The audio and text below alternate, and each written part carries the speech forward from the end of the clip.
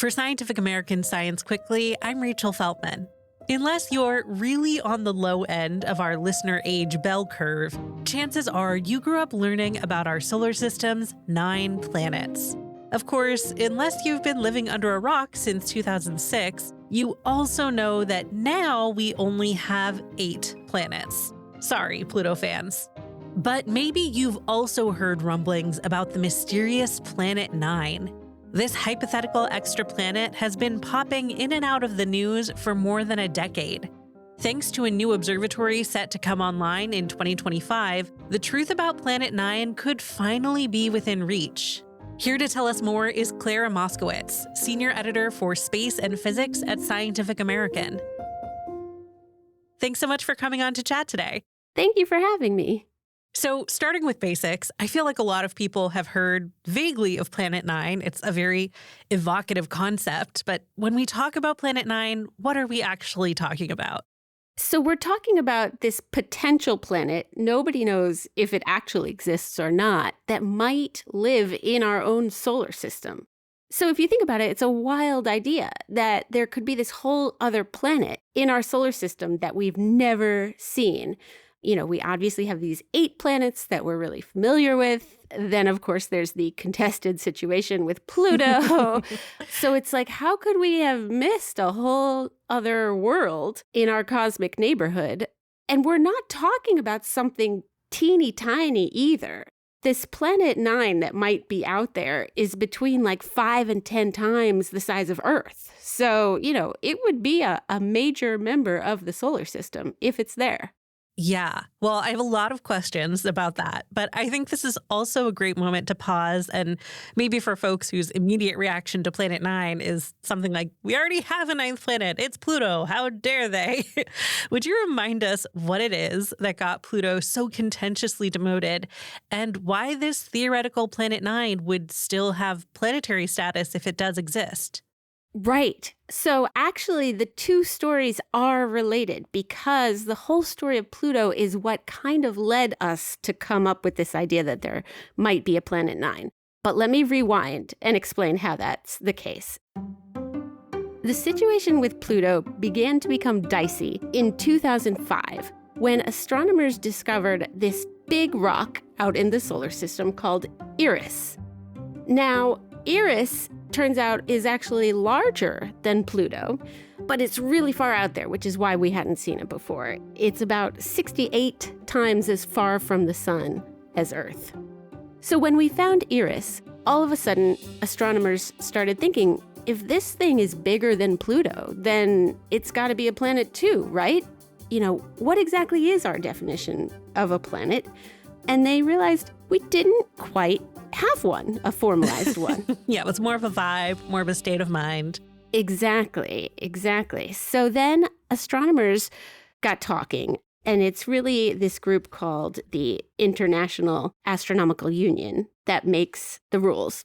And they decided that we needed new rules for what qualifies as a planet. So in 2006, this is right after the discovery of Eris, they were forced to come up with rules for what counts as a planet. So there's 3 things. The body has to orbit a star, right? That makes sense, clearly. It has to be sufficiently massive for gravity to make it basically sphere-shaped. You know, it has to be round. If it's small enough that it's all chunky and oblong and funky like asteroids, that's not a planet. And then the third condition was that it has to clear its own orbit, meaning that it has to have enough gravity that it's kind of push any other rocks or asteroids out of its orbit. And it was actually that third thing that got Pluto kicked out because Pluto shares its neighborhood with a bunch of other rocks that kind of circle the sun along with it. So it really just isn't big enough. So Pluto became what we now call a dwarf planet, along with Eris, and along with a whole bunch of other objects similar to Eris that started to be discovered around this time. Yeah. And I know a lot of people found that really emotional, but it does seem like we would have had to have this like really long, ever-growing roster of planets if we hadn't settled on that firm definition. So I do get why it had to happen. Exactly. And then this is where the story starts leading toward the idea of Planet 9. Because then they found this object called Sedna. Sedna is another sort of, similarly sized, really far out there object. The closest it ever gets to the sun is 76 times the Earth-Sun distance. And then they found other objects like this. But the weird thing about these is that they're on these crazy orbits. The orbits are so stretched out and so distant. And they later found out they also seem to be tilted at this weird angle compared to all of the other planets in the solar system. So they're just odd, but there's a bunch of them like this.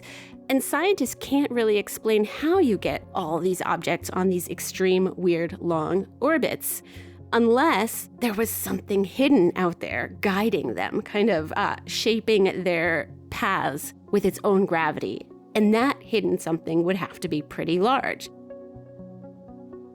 So now that scientists have, spent more than a decade thinking about the possibility of Planet 9, what evidence do we have to support that something like this actually exists? So the evidence is all in these other objects, these extreme trans-Neptunian objects that we see, and the fact that their orbits are so odd. Like I said, they're just super large, super long orbits of a wholly different magnitude than the planets in our solar system. So that's one thing. And then the other thing is the tilt of their orbits. So in our solar system, we have what's called an ecliptic. It's a plane, and all of the 8 planets orbit in this plane roughly flat. So you can picture them all kind of orbiting in the same flat line. Meanwhile, these other weird rocks way out there are orbiting at this total tilt. And it's like, that's hard to explain with physics, because we think the planets would have all formed kind of together from this circumstellar disk that would have been circling the sun after the sun was born. So after a star is born, you still have a lot of debris left over that didn't quite make it into the star itself. And all that junk starts orbiting the star, the baby star, in this donut-like disk. And then that material eventually becomes the planets of the star's planetary system. So it makes sense that they would all be in a plane. And it doesn't make sense that you'd have this significant population of other things circling way far outside and at a total angle to the plane.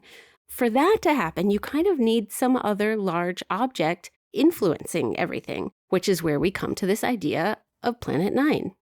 Okay, so scientists have found these things that maybe suggest a Planet 9, but what other explanations could there be? Right. So, we haven't seen the planet, so we don't really know it's there.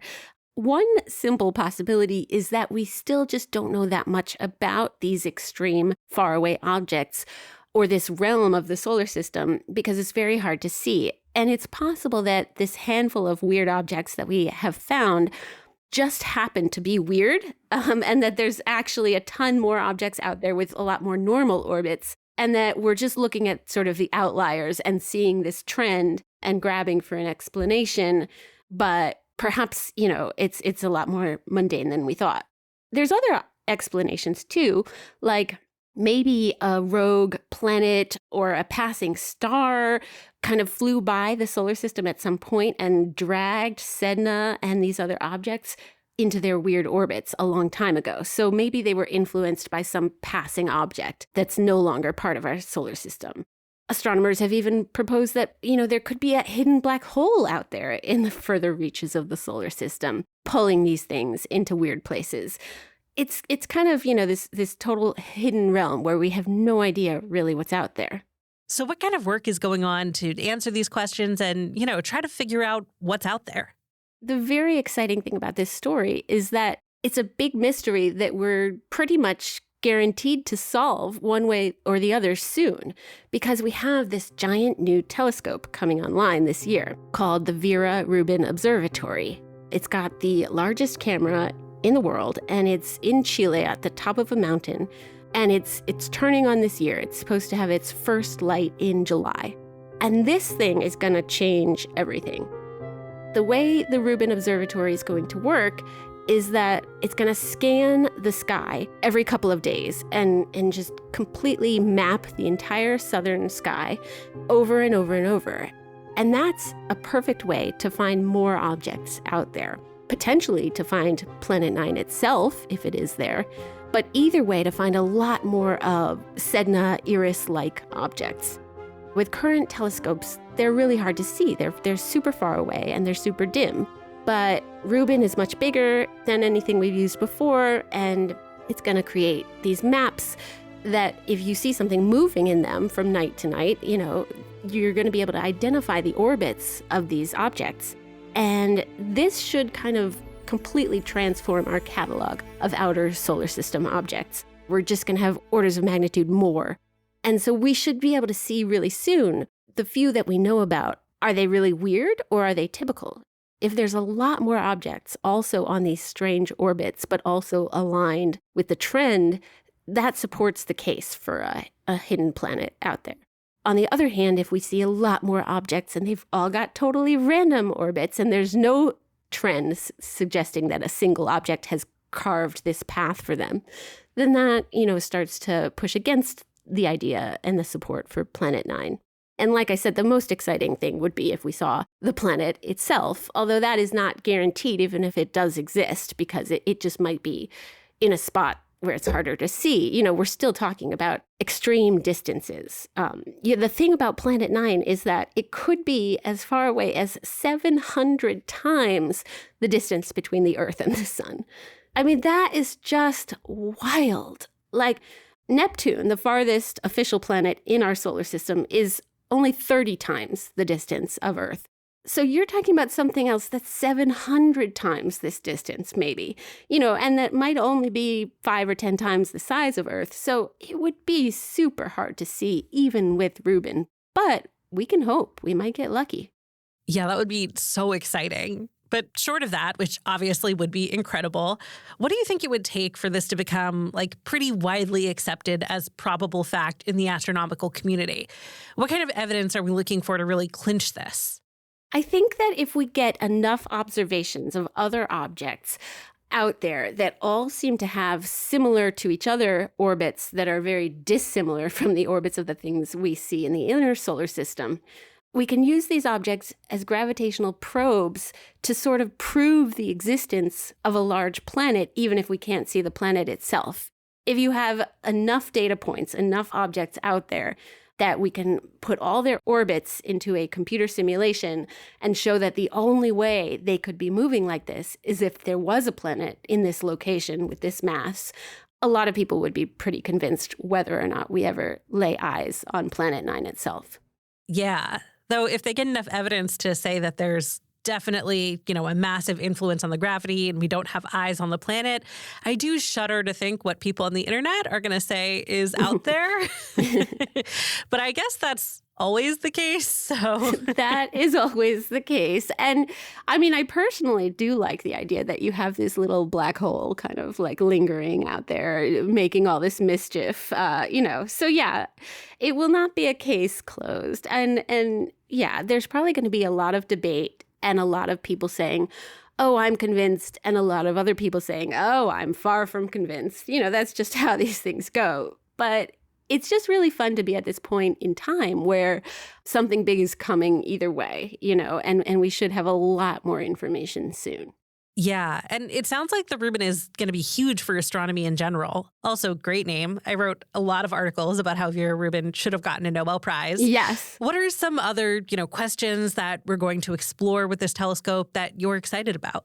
Oh, yeah. I mean, it's going to be really amazing to have these maps. I mean, because we're going to see a lot of new objects. I mean, it's going to be really helpful for finding potentially dangerous asteroids right nearby or heading our way. So that's a big important deal, to be able to study what's moving out there, what's flying around us, is still really hard. It's still, you're looking for these needles in haystacks, and Rubin should make a huge difference. And then, some of the biggest questions about the cosmos, like dark matter and dark energy. Vera Rubin, who you mentioned, is this wonderful, amazing scientist who provided the best evidence that we have that there's probably this missing matter that we can't see out there in the universe called dark matter. And We've been looking for it for decades, but we still don't know what it's made of. More and more astronomers are convinced that it exists, but we don't know what it is. So Vera Rubin telescope should help us get much better measurements by studying, again, the movement of all these objects in our solar system, but mostly in our galaxy and in the universe itself, is going to give us ways to trace gravity and trace the presence and the placement and distribution of dark matter. And that should help us shed more light on what it might possibly be. There's another element that we didn't mention, which is a sort of fun and funny aspect of this story, which is that the guy who is probably the greatest proponent of Planet Nine, the person who's most convinced that there is a new planet in the solar system, is also responsible for killing Pluto as a planet in the solar system. Yeah, the infamous Mike Brown. The infamous Mike Brown of Caltech is a big part of this story. He is the one that discovered Eris and therefore forced the International Astronomical Union to change its definition of a planet. And then he's the one who started saying, look, all these objects are pointing toward there being another planet out there. And, around this time, I think he had a daughter who was like 8 or 10. And she was like, maybe you can actually make up for the big harm you did by killing Pluto if you find another planet. And he's sort of on a quest now to do that. So part of you has to root for him to succeed just for that reason. Yeah, absolutely. Thank you so much for coming on to talk about space with us. It's always such a pleasure to have you. Yeah, absolutely my pleasure. Thanks a lot. That's all for today's episode. We'll be back on Monday with our good old science news roundup. In the meantime, do us a favor and leave us a quick rating or review wherever you listen to this podcast. You can also send us any questions or comments at sciencequickly@sciam.com. Science Quickly is produced by me, Rachel Feltman, along with Fonda Mwangi, Kelso Harper, Madison Goldberg, and DelViscio. This episode was reported and co-hosted by Clara Moskowitz. Emily Makowski, Shayna Posses, and Aaron Shattuck fact-check our show. Our theme music was composed by Dominic Smith. Subscribe to Scientific American for more up-to-date and in-depth science news. For Science Quickly, this is Rachel Feltman. Have a great weekend.